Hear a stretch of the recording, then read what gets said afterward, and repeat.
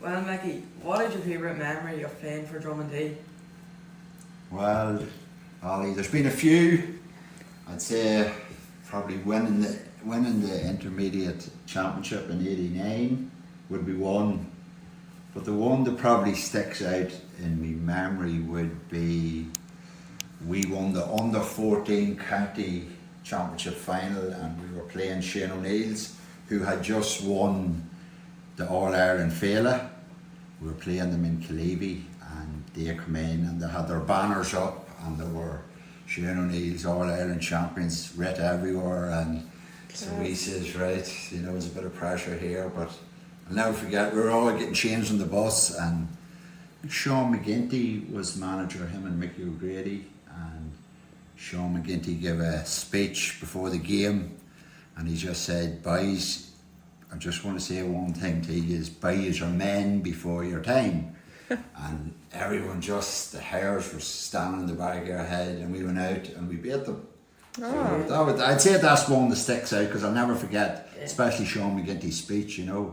It was very good. That's very good. Second question, what advice would you give now to your younger self as a player? That's a good one. Yeah, well, I would probably say stick at it. I probably quit too early. Probably quit maybe mid-20s, where I should have been maybe in my prime. But you know yourself, as you get to that age, going out, starting to drink, and then back then smoking was a big thing. Yeah. You went to St Paul's, and you if you weren't at the back of the bus smoking, you weren't. You're a hard man, But that all, in my age, that would all affect your fitness, and you think you can do both, but you can't. You know what I mean? Yeah. So I'd just say, watch. You're getting to maybe that age, maybe in another few years, you'll be starting to go out. I don't know whether you'll be taking a drink or not, and you just can't do both. But I would say to myself, if I was to do it again, I am sort of raging that I didn't stick at it. You know what I mean? Because I look at players now that have played with and how well they've done, and went on to do very well. It's good advice, That'll be Ollie. one thing, Third and last question, what makes the club special in your eyes?